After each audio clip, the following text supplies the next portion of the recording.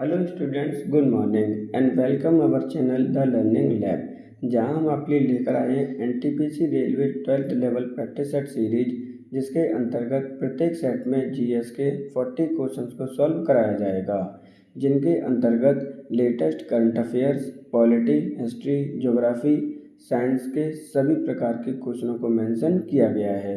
यह practice series आपके आने वाली रिवीजन और क्वेश्चंस पैटर्न को समझने में मदद करेगी। अगर आपको हमारा कंटेंट और सीरीज पसंद आता है तो आप अपने फ्रेंड्स जो इसकी प्रिपरेशन कर रहे हैं उनके साथ शेयर कर सकते हैं, और आप चैनल को सब्सक्राइब कर लीजिए, जिससे कि आने वाले वीडियो या क्लासेस का नोटिफिकेशन आपको प्राप्त हो सके। अगर आपको हमें कोई सजेशन देना है तो आप हमें कमेंट बॉक्स में आकर दे सकते हैं। तो चलिए देखते हैं आज का अपना पहला क्वेश्चन। दलित और पिछड़े वर्गों के सुधारक कौन थे? दयानंद सरस्वती, राजा राममोहन राय, डॉक्टर भीमराव अंबेडकर या फिर महात्मा गांधी। तो क्वेश्चन को ध्यान से समझिए। दलित और पिछड़े वर्गों के सुधारक के रूप में क्वेश्चन पूछा गया है, तो सही आंसर होगा option number 3, doctor Bhimrao Ambedkar. Doctor Bhimrao Ambedkar ji के बारे में समझ लीजिए। इन्हें the father of Indian constitution भी कहा जाता है। अब क्यों कहा जाता है? क्योंकि जिस कमेटी ने आपके इंडियन कॉन्स्टिट्यूशन को ड्राफ्टिंग किया था, उसके ये अध्यक्ष बनाए गए थे। यानी ड्राफ्टिंग कमेटी के चेयरमैन कौन बनाए गए थे? डॉक्टर भीमराव अंबेडकर। इसलिए फादर ऑफ इंडियन कॉन्स्टिट्यूशन इन्हें कहा जाता है। क्वेश्चन में पूछा गया था कि दलित और पिछड़े वर्गों के सुधारक कौन थे, तो सही ऑप्शन होगा option number 3, doctor Bhimrao Ambedkar.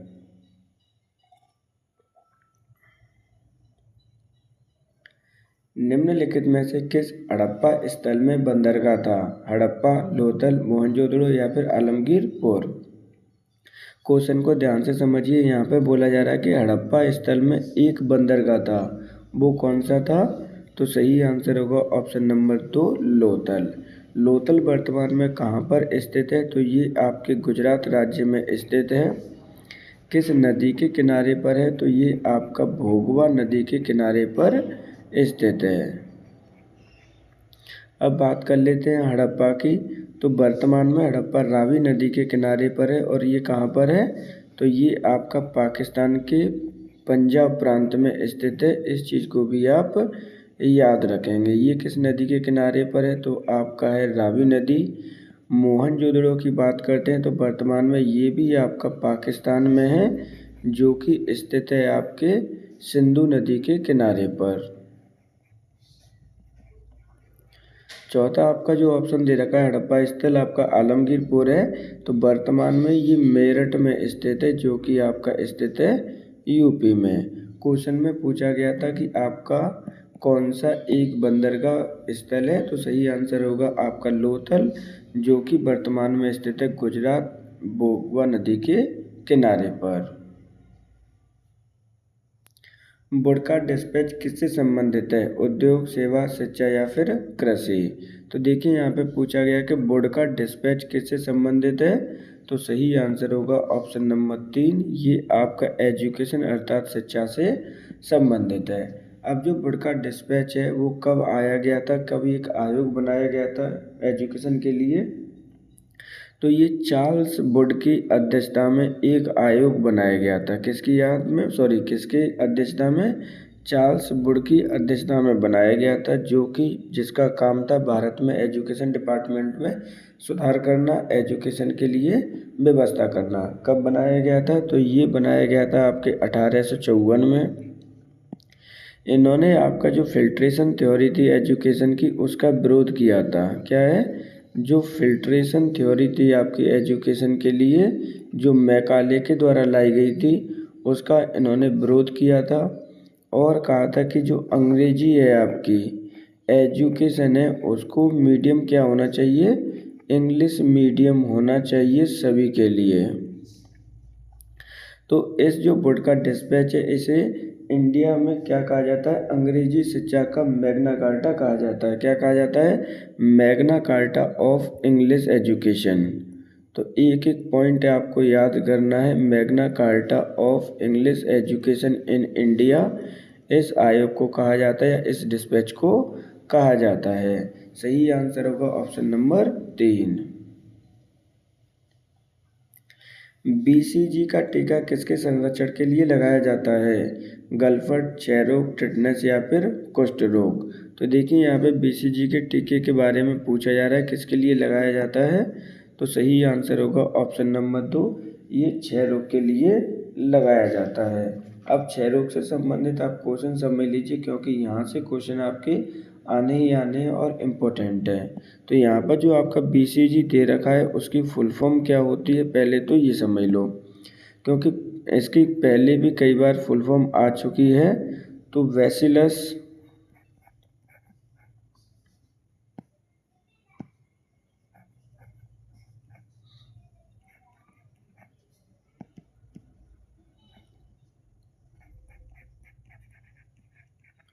Bacillus कैलमेटी ग्वेविन, ये आपकी इसकी फुल फॉर्म होती है BCG की, जो कि क्षय रोग को संक्रमित करने से बचाती है और इनको दी जाती है। बात करते हैं कि BCG कहाँ से प्राप्त की जाती है। तो सामान्यतः जो आपका पशु है काऊ, उससे ये आपकी प्राप्त की जाती है। तो सही आंसर होगा ऑप्शन नंबर 2, क्षय रोग। विद्युत चुम्बक किससे बनती है? इस्पात, नरम लोहा, निकेल या फिर एल्यूमीनियम। तो देखिए यहाँ पे आपसे पूछा जा रहा है कि विद्युत चुम्बक किससे बनती है। तो सही आंसर होगा ऑप्शन नंबर 2, ये नरम लोहे से बनती है। अब मान के चलिए कि ये आपका एक नरम लोहा की रॉड है आपकी, जहाँ पर क्या है कि विद्युत धारा इसमें प्रवाहित कराया गया है आपका। तो उस समय ये किसकी तरह वर्क करेगी? तो ये इलेक्ट्रिक मैग्नेट की तरह वर्क करेगा आपका ये लोहा। तो यहाँ पर जब आप इलेक्ट्रिसिटी फ्लो कराएंगे और जैसे ही आप इलेक्ट्रिसिटी को फ्लो को रोक देंगे तो वो उसका विद्युत रुक जाएगा, तो आपका विद्युत चुम्बकीय इफेक्ट भी क्या हो जाएगा, उड़ जाएगा या फिर ख़त्म हो जाएगा। इसके चारों तरफ आपका मैग्नेटिक फील्ड जनरेट हो जाता है आपका, जैसे ही इसके अंदर इलेक्ट्रिक फ्लो करने लगती है। तो इस चीज़ को भी आप याद रखेंगे, क्या यूज किया जाता है बनाने के लिए, तो वो किया जाता है आपका नरम लोहा। निम्नलिखित में से सबसे पहले दिल्ली शहर की स्थापना किसने की थी, जिसे इंद्रप्रस्थ के नाम से जाना गया? पुर्तगाल, कौरव, मुगलों या फिर पांडव। तो देखिए यहाँ पे सर्वप्रथम दिल्ली शहर की स्थापना की गई, जिसे किस नाम से जानते हैं, इंद्रप्रस्थ के नाम दिया गया था। तो सही आंसर होगा ऑप्शन नंबर 4, पांडव। तो जो पांडव थे आपके कुरुवंश के थे आपके, उसमें आपके क्या थे, कौरव भी थे। कौरव प्लस पांडव आपके यहाँ पर आपको इनके बारे में बताया गया है महाभारत में। किस में बताया गया है आपको? महाभारत में बताया गया है। और इस महाभारत में ही आपके पांडवों ने इंद्रप्रस्थ को शहर को बसाया था उस समय। तो सही आंसर होगा ऑप्शन नंबर 4। सीसा संचायक बैटरी में कौन सा अम्ल प्रयोग किया जाता है? Sulphuric acid, nitric acid, hydrochloric acid या फिर एसिटिक एसिड। तो देखिए यहाँ पे डायरेक्टली क्वेश्चन पूछा गया कि बैटरी में कौन सा अम्ल आपका प्रयोग किया जाता है। तो सही आंसर होगा option number 1, sulphuric acid. Sulphuric acid का जो रासायनिक फार्मूला होता है वो H2SO4 होता है, जिसका बैटरियों में प्रयोग किया जाता है एज ए इलेक्ट्रोलाइट। किसकी तरह प्रयोग किया जाता है? इलेक्ट्रोलाइट की तरह इसका प्रयोग किया जाता है। ऑप्शन नंबर सही आंसर होगा 1, बैटरी में आपका कौन सा एसिड प्रयोग किया जाता है? H2SO4। ज्वालामुखी से निकले पहले लावा, देखिए यहाँ पे निकले पहले लावा के ठोसीकरण से बनी चट्टान किसका उदाहरण है? आग्नेय चट्टान, ग्रेनाइट चट्टान, बेसोल्ट चट्टान या फिर मैग्नेटाइट चट्टान। तो यहाँ पे क्या करें, ज्वालामुखी से निकले लावा के ठोसीकरण से बनी चट्टान किसका उदाहरण है? तो सही आंसर होगा ऑप्शन नंबर 1, आग्नेय चट्टान। आग्नेय चट्टान आपकी दो प्रकार की होती है, एक आंतरिक और दूसरी बाह्य। मान के चलिए कि यहाँ पर आपका ये ज्वालामुखी है, जहाँ से विस्फोट होकर आपका क्या है कि लावा यहाँ पर क्रिएट हो गया, यहाँ पर आपका लावा सबमिट हो गया। दूसरा कुछ ठंडा होकर आपका अंदर ही फ्लो था जो लावा का वो रुक गया। इस चीज़ को भी आप ध्यान समझना। जो लावा आपका बाहर जम जाता है उसे हम बाहरी आपका आग्नेय चट्टान कहते हैं, जबकि अंदर जो लावा रुक जाता है उसे कहते हैं अंतर्वेदी आग्नेय चट्टान। तो सही आंसर होगा ऑप्शन नंबर 1 आग्नेय चट्टान। हॉकी का जादूगर निम्नलिखित में से किसे कहा जाता है? मिल्खा सिंह, ध्यानचंद, धनराज पिल्ले या फिर जफर इकबाल। तो देखिए यहाँ पर पूछा गया है, उपनाम दिया गया है कि हॉकी का जादूगर किसे कहा जाता है। तो सही आंसर होगा ऑप्शन नंबर 1 मेजर ध्यानचंद को हॉकी का जादूगर कहा जाता है। अब इनके समय ही आपके हॉकी के जादूगर कहे जाते हैं। इनके समय पर ही भारत ने लगातार हॉकी में 3 गोल्ड मेडल जीते थे। कब कब ये गोल्ड मेडल जीते हैं आपके इनके कैप्टेंसी में? तो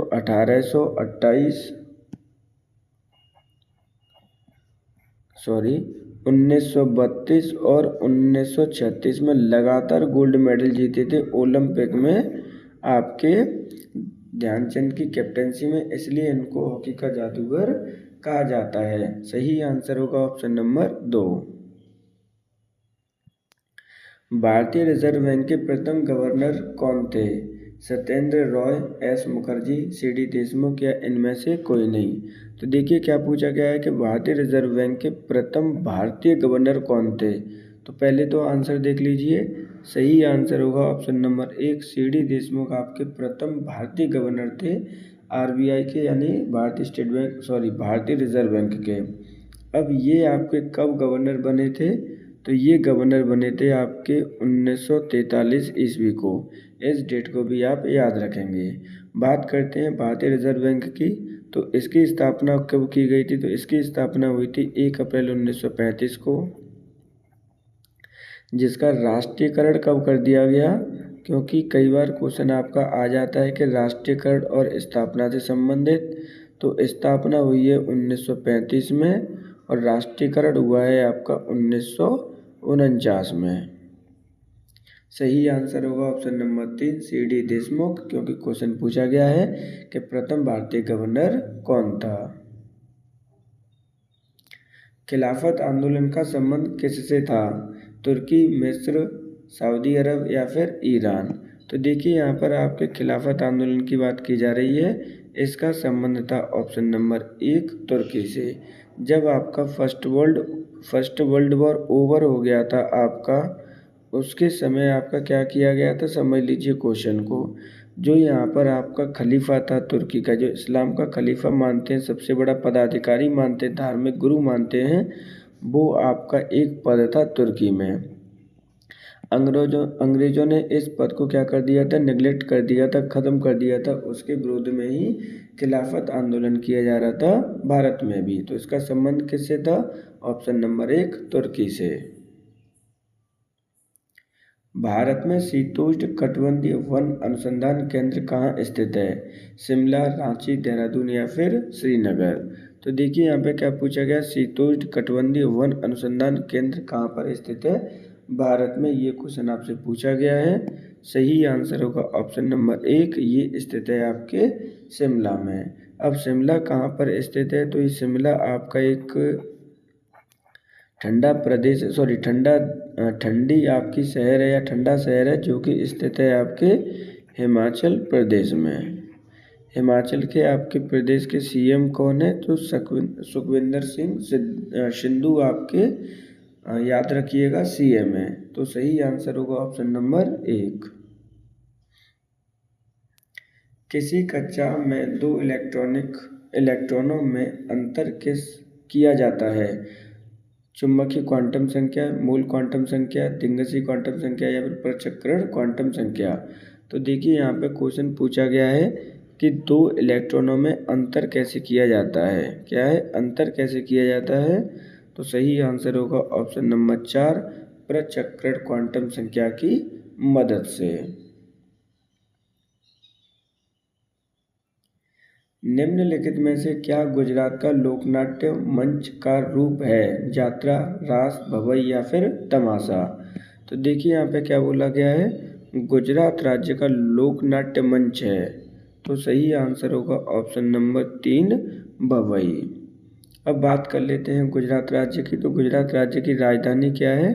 तो गुजरात राज्य की राजधानी है आपकी गांधीनगर। अदर ऑप्शन के बारे में समझ लीजिए। जात्रा आपका लोक नृत्य कहाँ पर है? तो ये आपका उड़ीसा का है।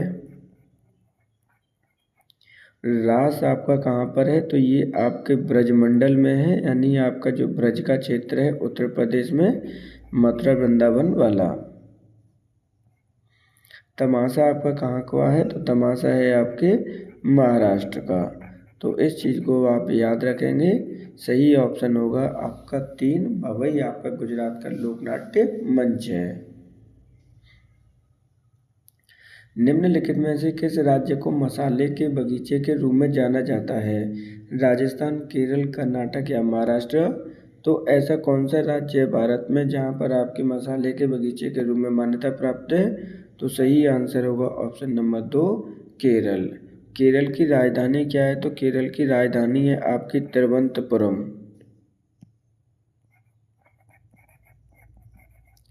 इस चीज़ को भी आप याद रखेंगे, ध्यान रखिएगा।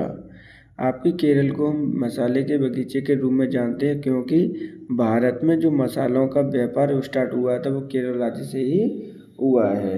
तो सही आंसर होगा ऑप्शन नंबर आपका 2। रक्त का दाब पता लगाने से संबंधित रिसेप्टर क्या है?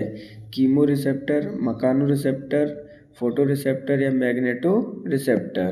तो देखिए यहाँ पर रक्त का पता लगाने से संबंधित आपका रिसेप्टर पूछा जा रहा है कि कौन सा रिसेप्टर है आपका। तो सही आंसर होगा आपका मैकानो रिसेप्टर। यहाँ पर एक ही मात्रा और लगा लीजिए जिससे कि आपको इजीली हो जाए। तो सही आंसर होगा ऑप्शन नंबर आपका 2। अब बात करते हैं ब्लड प्रेशर की। तो ब्लड प्रेशर कैसे मेजरमेंट किया जाता है? तो इसमें आपके 2 ब्लड प्रेशर होते हैं, एक होता है लो ब्लड प्रेशर, दूसरा होता है आपका हाई ब्लड प्रेशर। तो नॉर्मल ब्लड प्रेशर का क्वांटिटी कितनी होती है या फिर जो पैरामीटर है वो कितना है आपके नॉर्मल बीपी का? तो वो है आपका 120/80 Hg। तो इस चीज़ को भी आप याद रखेंगे, ध्यान रखिएगा। ये आपका 120 डायलिस्टिक है और आपका ये सिस्टोलॉटिक है आपका, यानी जो आपका हाई और लो को प्रदर्शित करता है 120/80। ये आपका नॉर्मल ब्लड प्रेशर है। सही आंसर होगा ऑप्शन नंबर 2। बिरजू महाराज का संबंध किससे है? कथक नृत्य, सितार नृत्य, तबला नृत्य या फिर सारंगी नृत्य? तो देखिए बिरजू महाराज के बारे में अक्सर क्वेश्चन पूछे जाते हैं कि इनका संबंध किससे है। तो सही आंसर होगा ऑप्शन नंबर 1, कथक नृत्य से इनका संबंध है। अब कथक नृत्य कहाँ का लोक नृत्य है? तो ये आपके उत्तर प्रदेश का लोक नृत्य है। बिरजू महाराज का जो सामान्य नाम है किस नाम से और जानते हैं? तो इन्हें हम ब्रजमोहन के नाम से भी जानते हैं।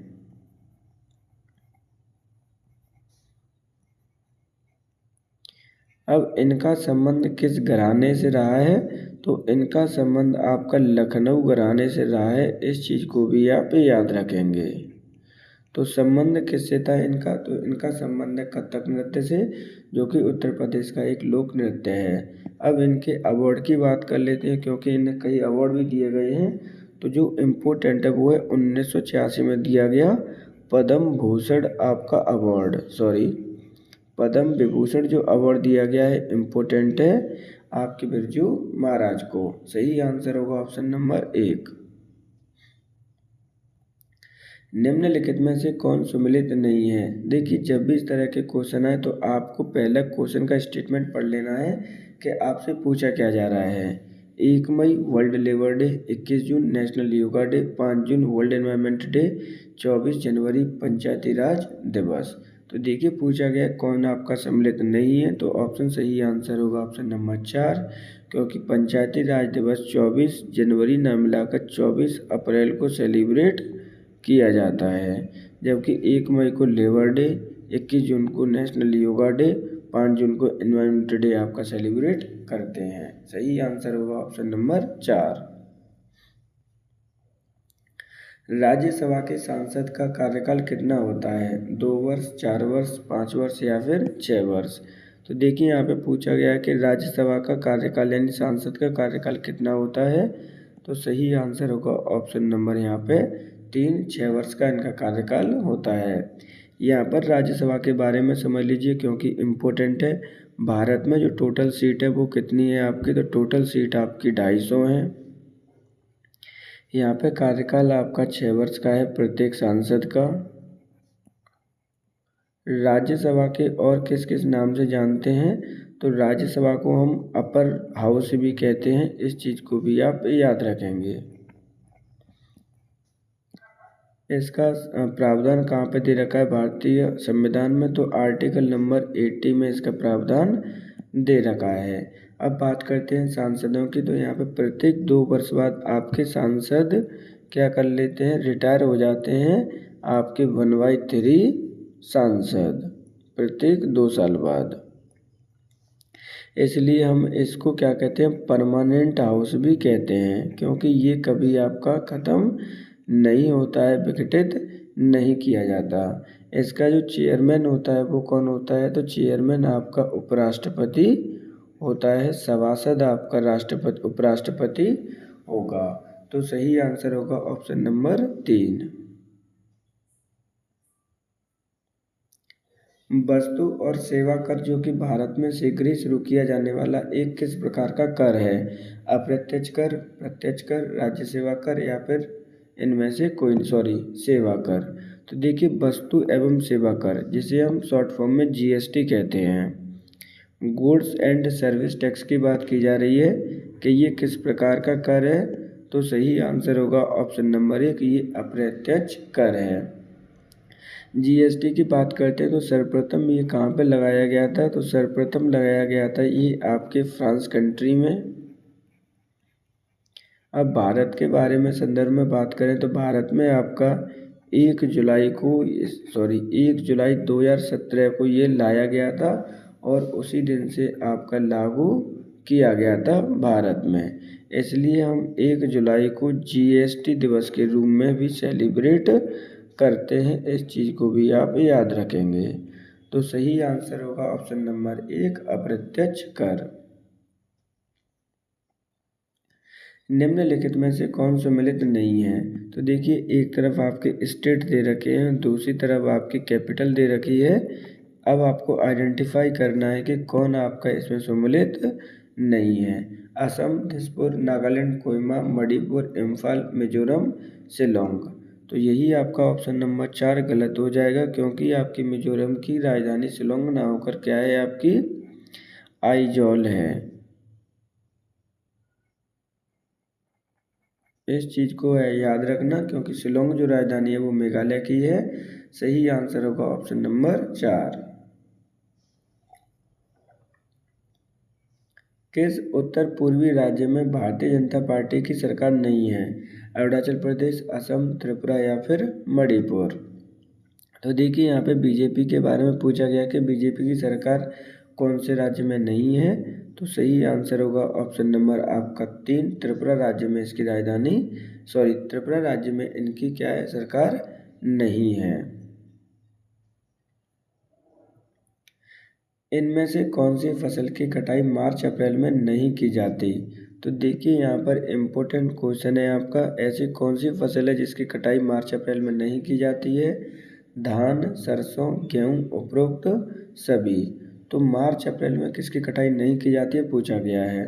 तो पहले भारत में फसल के बारे में समझ लीजिए।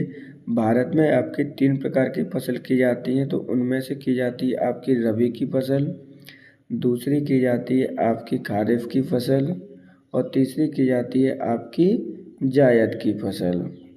अब ये रबी की फसल कब की जाती है, तो इसे हम अक्टूबर नवंबर में आपका बोते हैं और काट लेते हैं मार्च या अप्रैल में। दूसरी आपकी खारिफ की फसल है, इसे हम जून और जुलाई में आपका बोते हैं और काट लेते हैं आपका अक्टूबर और नवंबर में। जबकि जो जायद की फसल है इसे हम अप्रैल या फिर मई में हम बोते हैं इसको, और इसकी जो कटाई कर ली जाती है वो कर ली जाती है आपके जून और जुलाई में। अब इनके एग्जाम्पल देख लीजिए, जैसे रबी की फसल है तो रबी की फसल में आपका गेहूँ आता है, खारिफ की फसल में आपका धान आते हैं और इसमें जितने भी आपकी वेजिटेबल हैं, सब्जी वगैरह हैं, वो सभी इसके अंतर्गत आती हैं। तो सही आंसर होगा ऑप्शन नंबर 1, जो धान की खेती है वो मार्च अप्रैल में नहीं काटी जाती। कब काटी जाती है आपकी? तो ये अक्टूबर नवंबर में काटी जाती है। गुजरात के कच्छ का रण किस जंगली जीव के लिए प्रसिद्ध है? एशियाई शेर, जंगली गधा, काला हिरन या फिर पेलिकन?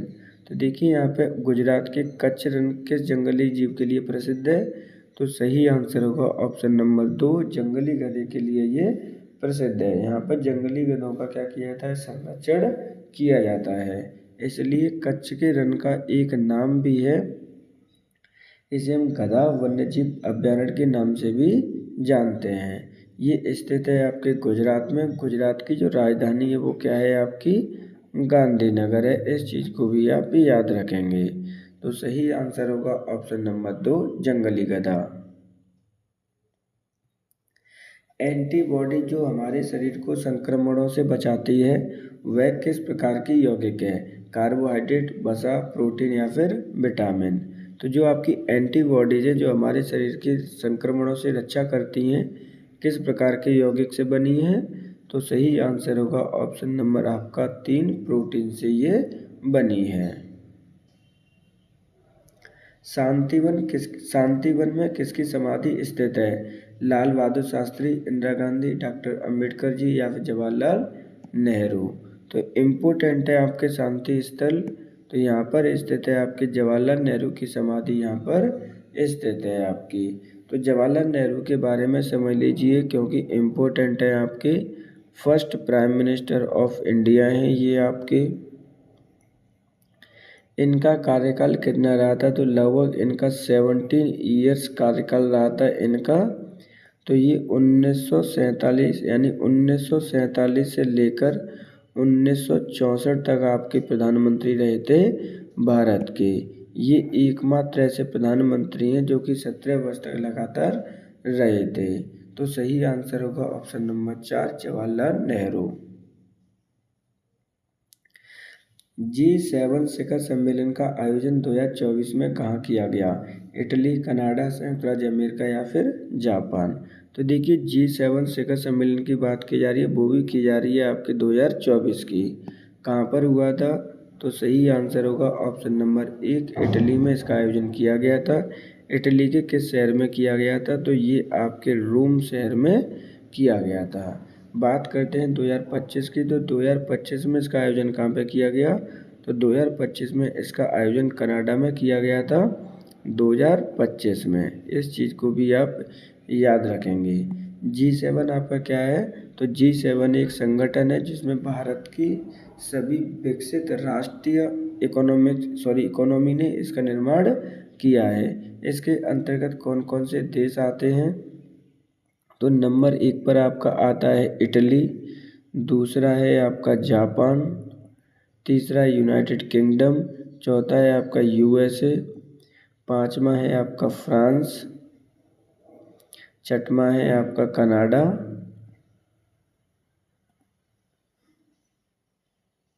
लास्ट वन है आपका जर्मनी। तो इनको भी आपको याद रखना है, क्वेश्चन यहाँ से पूछा जाता है। सही आंसर होगा ऑप्शन नंबर 1, 2024 में इसका आयोजन रोम में किया गया। भारत का पहला गृह मंत्री कौन था? जवाहरलाल नेहरू, सरदार वल्लभ भाई पटेल, KM मुंशी या फिर श्री राजगोपालाचारी? तो भारत के पहले गृह मंत्री के बारे में पूछा जा रहा है, कौन था? तो सही आंसर होगा ऑप्शन नंबर आपका 2, सरदार वल्लभ भाई पटेल। अगर आपके सरदार वल्लभ भाई पटेल पहले गृह मंत्री के साथ साथ आपके उप प्रधानमंत्री भी थे, इस चीज़ को भी आप याद रखेंगे। इनके शासनकाल में ही आपके जितने भी, चाहे वो आपके कश्मीर हो,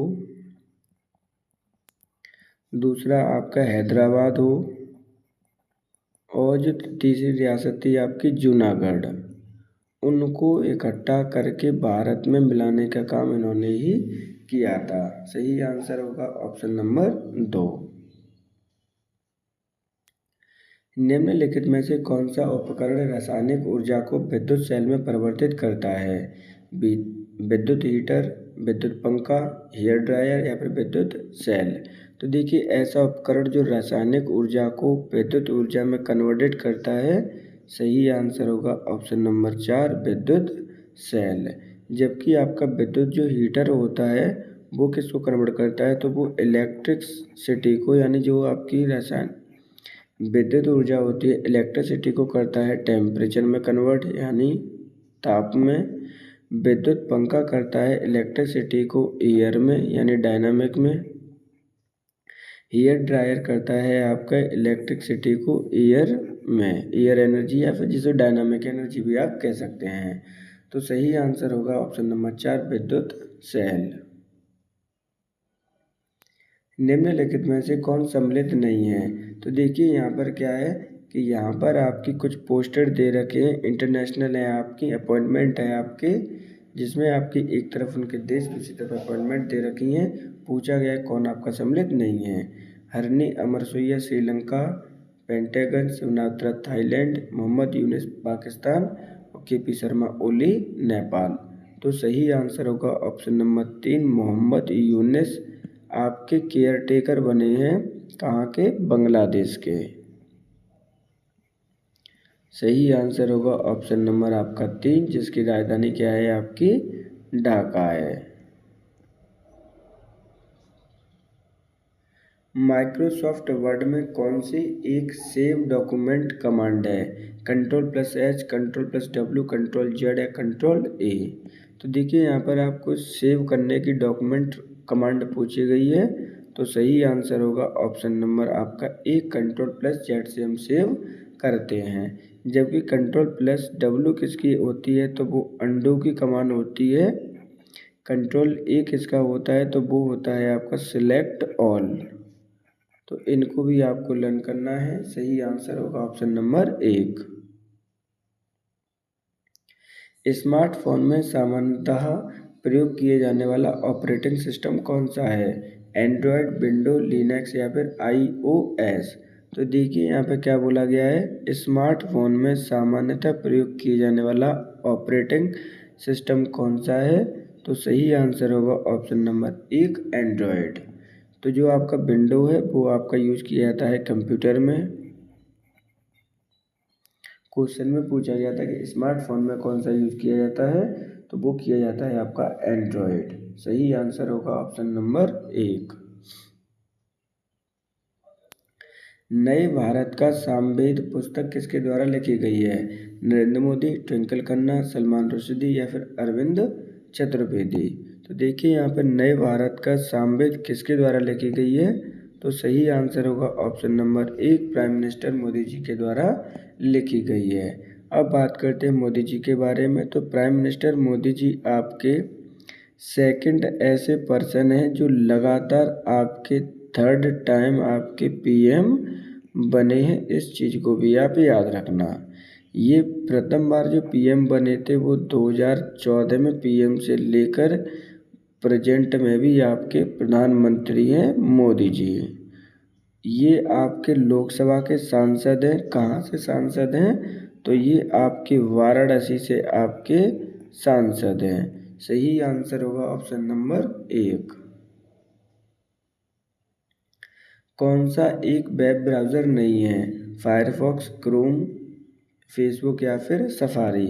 तो देखिए यहाँ पे पूछा गया कौन सा एक वेब ब्राउज़र नहीं है, तो सही आंसर होगा ऑप्शन नंबर 3 फेसबुक।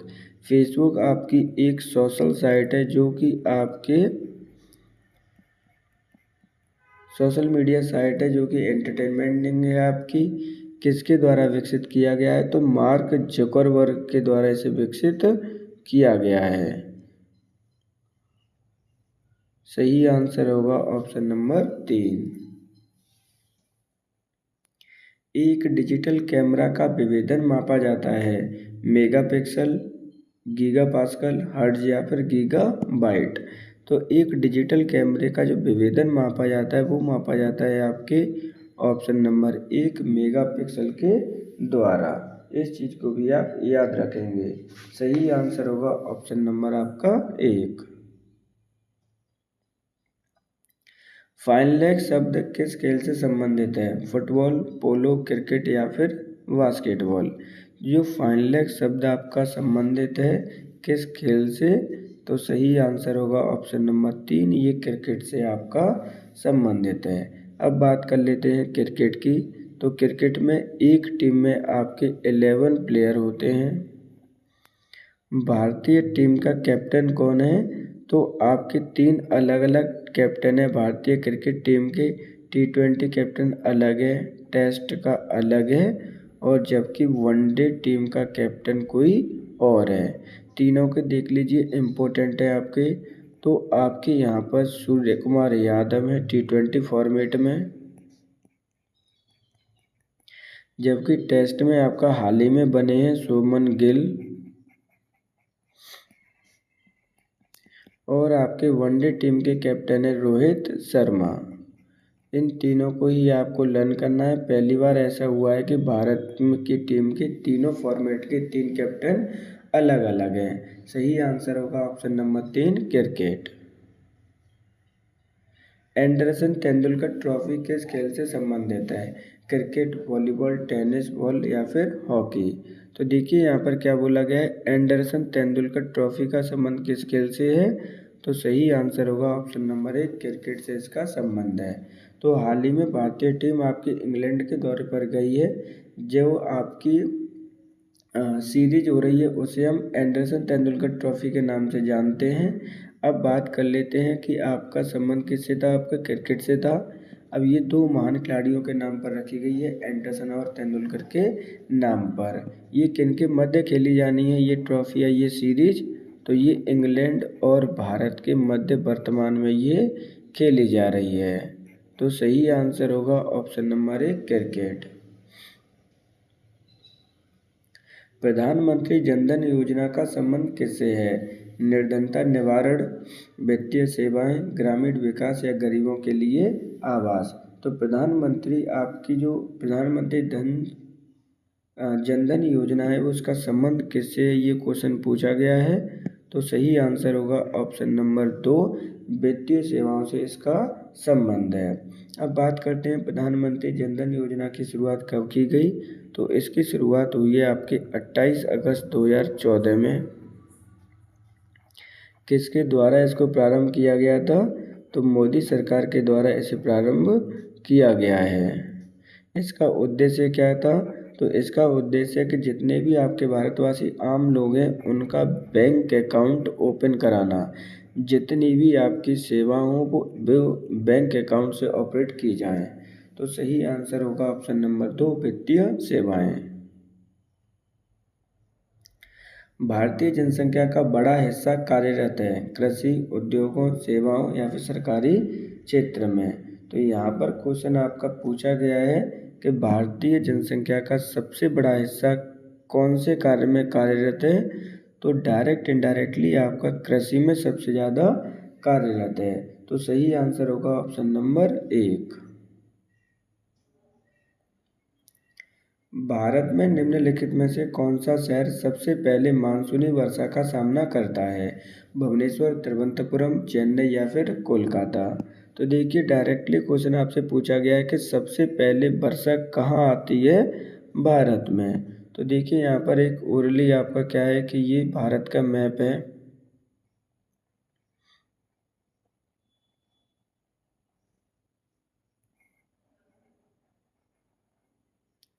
तो आपका जो केरल है वो यहाँ पर आपका स्थित है। सर्वप्रथम जो मानसूनी वर्षा है वो कहाँ पर एंट्री करती है, 1 से लेकर 5 जून के मध्य में, तो वो करती है आपके केरल राज्य में। और केरल राज्य की राजधानी आपकी तिरुवनंतपुरम। इस प्रकार सही आंसर होगा ऑप्शन नंबर 2। तो ये आज का हमारा लास्ट क्वेश्चन था।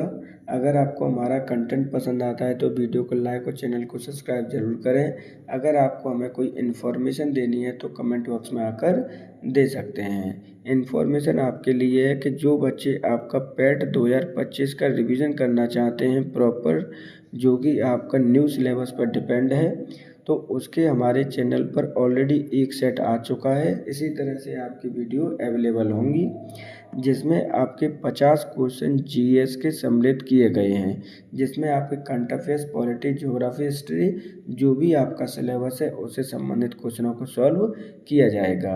अगर आपको अपनी तैयारी करनी है तो चैनल को सब्सक्राइब कर लीजिए, जिससे कि आपको पेट 2025 के प्रैक्टिस पेपर की वीडियो जब भी आए तो नोटिफिकेशन आपको प्राप्त हो सके। आज के लिए इतना ही। Thank you for today.